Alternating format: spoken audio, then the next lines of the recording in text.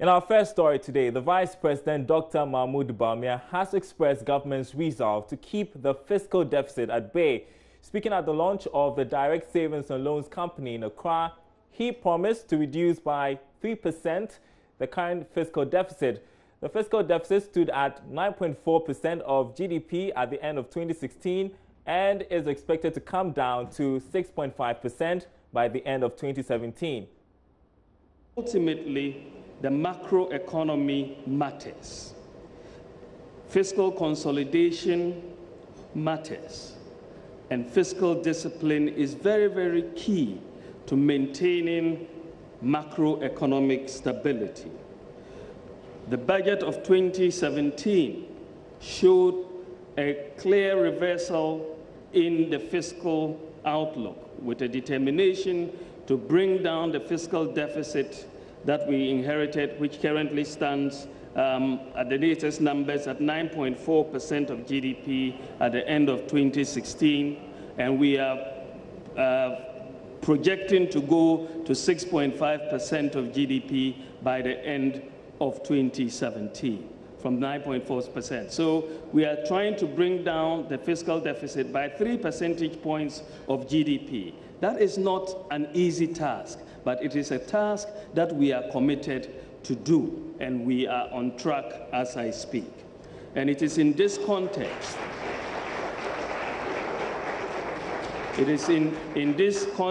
that inflationary expectations continue to decline. The inflation numbers have declined.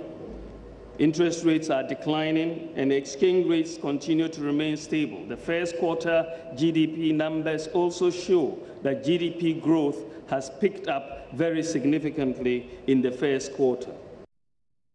Well, the CEO of Direct Savings and Loans, Ben Eduowusu, pledged to help rope in more of the unbanked population to enhance financial inclusion. Originally known as Express Capital, the indigenous microfinance company will now operate as Direct Savings and Loans. Of course, by upgrading to savings and loans, it gives us more capacity to be able to serve our customers better. But our micro, which we've done very well over the years, we're still going to strengthen that. We're still going to try and do more for our customers. So over the years, some of the customers have grown, and so their needs and capacity has also grown. And so by upgrading now, it puts us in a position to be able to also provide the type of services they need. 50% or more of the population is unbanked. What we need to appreciate as a country and as a nation is that what the microfinance sector or the savings and loan sector is doing, their type of business or the products we have been able to create innovatively have been tailored to be able to help service the unbanked sector.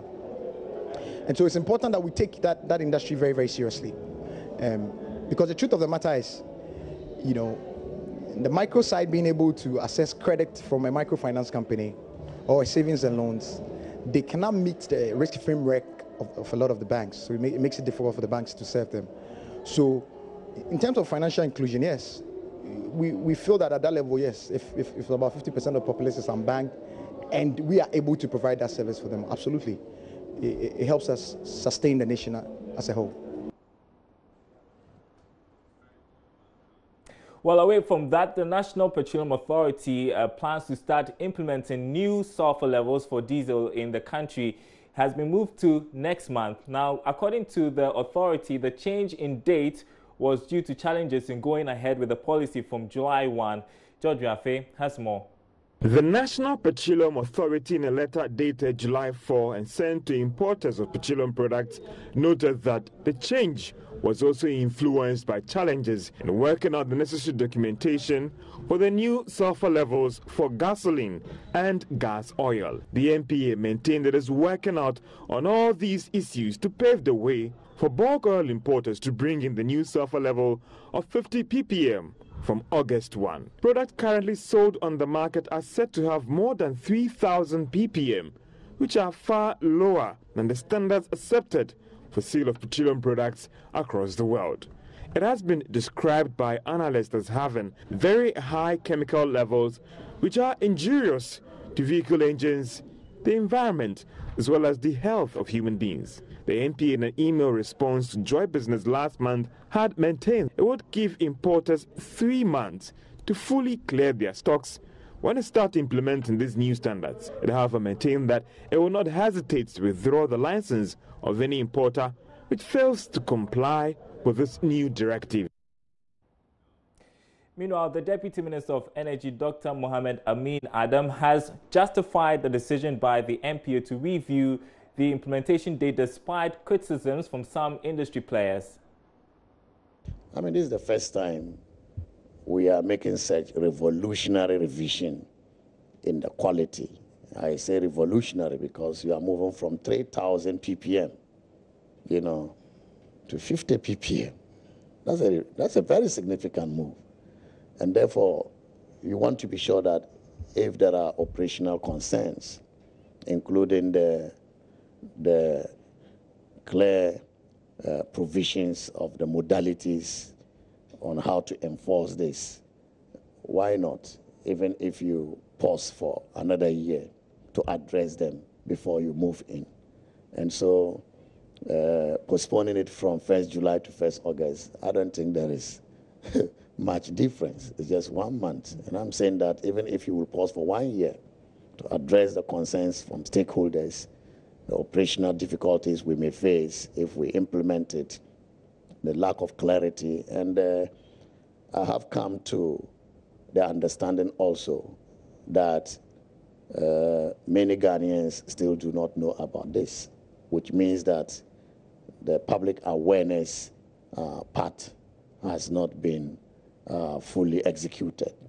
And therefore, if they are pausing to engage stakeholders further and to educate and create more awareness about it before they kickstart the implementation of the project, just in a matter of 1 month, I don't think that should be. I had this question because I was worried about that Swiss NGO report that they put together about the effect of this on our economy and even on human beings. And if this is true, even 1 week usage of it, some would say that it's serious.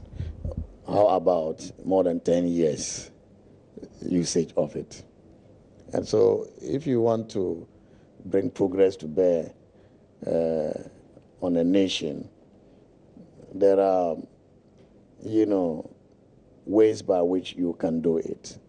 Number one is you eliminate it entirely. If you cannot eliminate, you reduce it to the barest minimum. If you cannot, you reduce it to the level that is, operational under the difficult circumstances you operate in. But to stay at the same point is what I think is problematic. Okay, so let's move on to the subject of entrepreneurship. Pretty big, isn't it? Especially as the president launched the National Entrepreneurship and Innovation Plan in fulfillment of his pledge to support entrepreneurs as well as encourage startups. We will be playing you excerpts of the president's speech in a bit, but let's have our investment tips for today.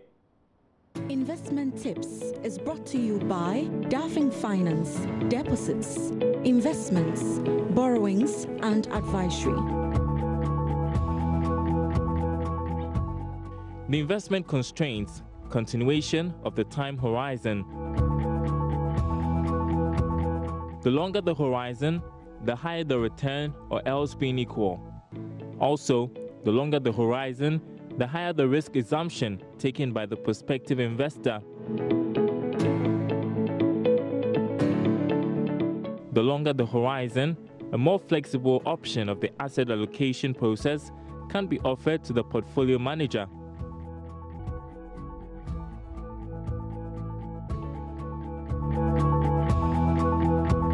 Investment Tips was brought to you by Daffing Finance, Deposits, Investments, Borrowings and Advisory. So those were some tips for you in case you have some money to invest somewhere. Now back to our story about the president launching the National Entrepreneurship and Innovation Plan. We've got excerpts of his speech yesterday. government has contributed $10 million United States as seed money for the plan.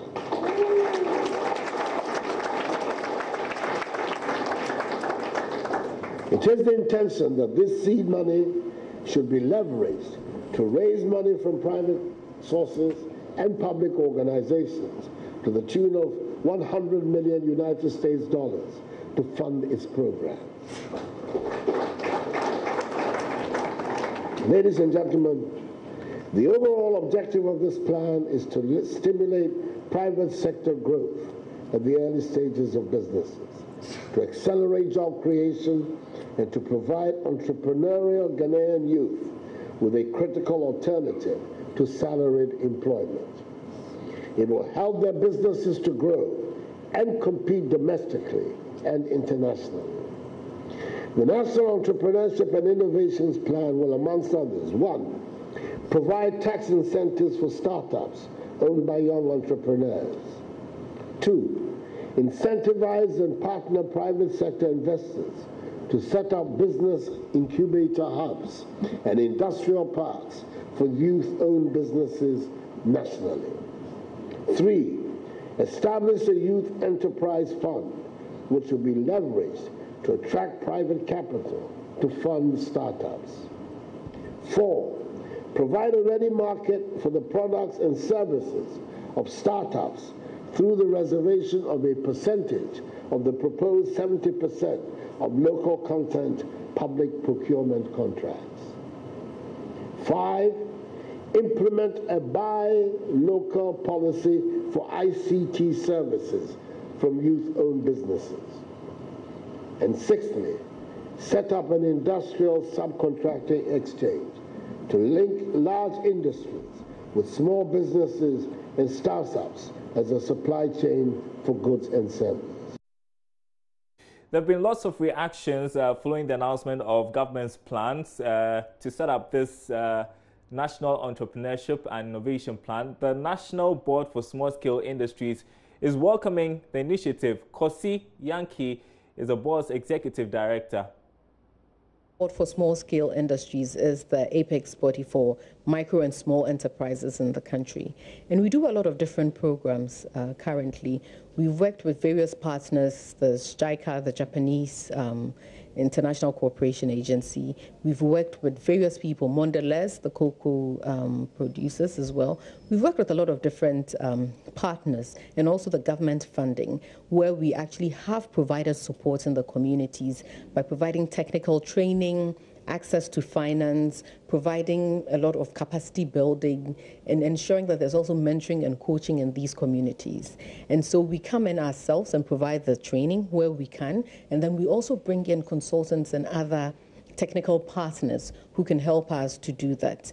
And in the communities, we've ensured that everybody has a stake in this. We work very closely with the district assemblies as well to ensure that in the work, there's all equity, and ensuring that we benefit not only as an institution, but the people we're working for. The livelihoods of the people in the districts and the communities are also better off. The beauty of it is Ghana has a lot of entrepreneurs or people who want to become entrepreneurs. And having an idea and wanting to become an entrepreneur is one thing. I think it's also important that we groom those people who want to be entrepreneurs. So in the incubation period, it's important to look at the capacity building the management team. That's one of the things we lack in this community in terms of trying to build the capacity of our management team. So in the incubation period, to have the right idea, to have the right resources based on, be it finance, access to even raw materials, being able to identify what exactly you're doing in your business concept and rolling that out is really important in the incubation period. I think also in that whole incubation period is also having access to knowledge and information and the right mentors and coaches to support you and assist you, to guide you along the way. So with this all the initiatives that are coming up in the country and in the nation, you look at it, incubation is key and important because a lot of things go into place to make entrepreneurs good and get their products or the services they want to provide on the market. You realize that there's a certain pattern or certain businesses or sectors that we go into. One, there's agribusiness and agriculture. We do a lot in the wash sector as well, which is the water and sanitation and health. There's also a bit in construction. There are lots of different businesses cut across. I think diversification is key, and most of the entrepreneurs have different ideas. I think at this stage in our lives, or at this stage, is really looking at businesses that can create employment is very important. And so which ones? Is it agribusiness? Is it water and sanitation? Is it in the construction sector? Where can we create employment? And where do people have solid business plans that we can actually take and implement that will be successful and grow the economy and our GDP at the end of the day? I think the government has the broad entrepreneurship policy, and I think the whole drive is private sector, and it cuts across in all the industries and all the ministries that the government, that currently in the country. And so I think that it's paying attention. The plans that I have seen of what the government is trying to initiate and what we are all working towards cuts across a lot of different sectors. And I think it's all important. There's not one that I will sit back and say, no, we can't do this. I think what is important and what the government is doing is putting in place the right strategy and putting in place the right people and the resources to ensure that the sectors that we all talk about, that the various ministries we have can actually benefit from and ensure that entrepreneurs grow in this nation. Kosi Yankee of the MBSSI there. So of particular interest among many is the execution of the plans. I mean, issues to do with disbursement and monitoring. Let's hear again from Kosi Yankee. Mentorship is key. I think we undervalue it a lot of times. And mentorship comes in various forms and comes from different people. And actually going out and seeking people who can mentor you, or having access to people who would mentor you in the work you're doing, be it your professional life or your personal life, is really important. And so the mentorship can go to the management, to the entrepreneur. It could go to the people who also work with the entrepreneur, if they do have people they work with. So I think along and across spectrum, mentorship is open for everybody else. But in this case, since we're looking at entrepreneurship, the entrepreneur actually needs a lot of mentorship as well. Monitoring is key and important, and it's key not because you're keeping track of the person or taps on what they're doing, but monitoring it to ensure that the businesses are sustainable. Because when you listen to a lot of what the president says and a lot of what most of the people around us are saying is, how do we create jobs that are sustainable? And it's only by monitoring those kind of jobs or the entrepreneurship initiatives that you'd be able to get a better understanding of what survived and what did not survive. Is it really impacting communities? So monitoring is very key in everything that we do, and this is no different task. We have to do that with this program, and all NBSSI programs also have that. So at the National Board for Small Scale Industries, we currently have 173 offices in the districts, and in 173 districts. And in most of the work we do, we go back into the communities to provide counseling and advisory services to the businesses that we've helped start, that we've supported in the communities. And so that in itself is a form of monitoring the work, ensuring that once we've provided training, it's actually being implemented, and that it's actually the businesses are also growing. So we keep that in mind. So tell me, an initiative like this, many will think that because it's going into private sector and because the government made a promise, to support the sector, it should be free. But you find a lot of business people suggesting that it should be perhaps an interest-free loan, which, we should get people to repay after a period of time. What's your position as a board on this, looking at the history of the sector? I don't think it's about the position of the board. And I'm looking at it in this conversation is about entrepreneurship generally in this country and looking at access to finance generally. And it's a big issue. And I'm also talking about it with regards to what the government is trying to do for entrepreneurship. It shouldn't be free, right? It should not be free because we need to sustain it. We need to be able to give other people. So maybe it could be, the interest rates might be a bit lower, but I think it's important for all of us, the country, to realize that, and people who access this funding, to understand that for other people to also benefit, we need to give back. And that means by giving back what we take is the best way forward. All right, so let's get some independent view on all of this. We've got a player in the sector, Amma Jampo, who is an advocate and also provides advisory services for entrepreneurs.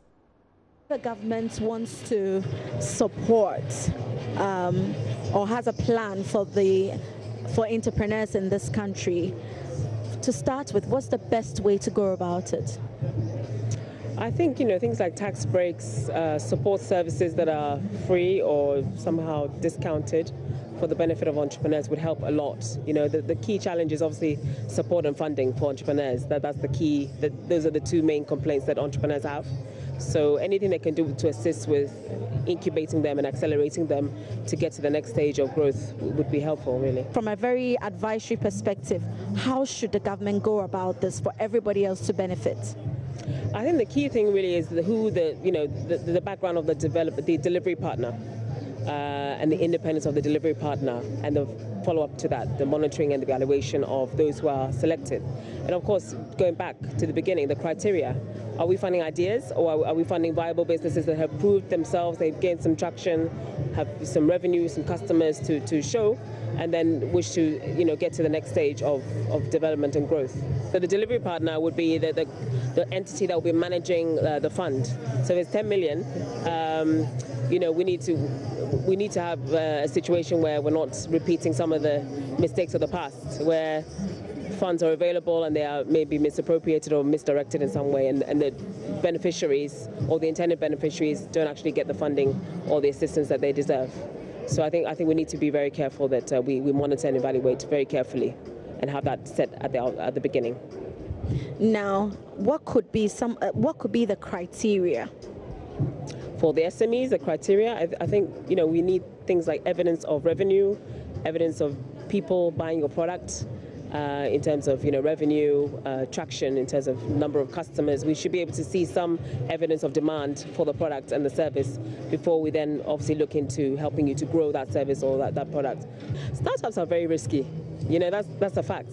If the government is going to be successful, we do need to have a minimum threshold. We can't start from zero. If you haven't got the capacity to manage funds, or you haven't got the experience or the skills, how are you going to really manage a business that is growing?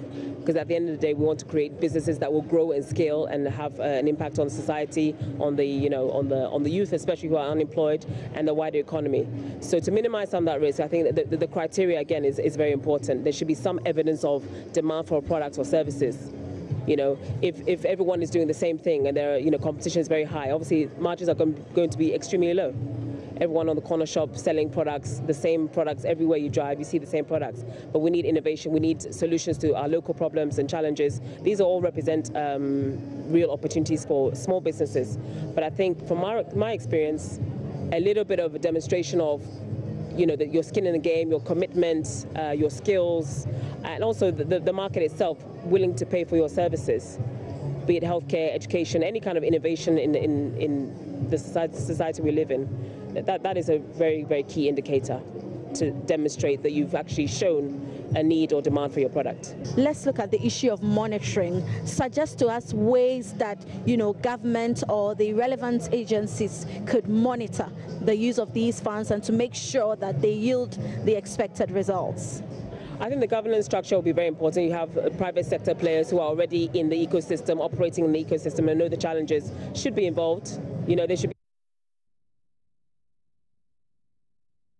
educational. All right, you're still watching The Marketplace. Now, Joy Business has received an honorary award for its contribution towards building the startup ecosystem at the Ghana Startup Awards. Here's our report.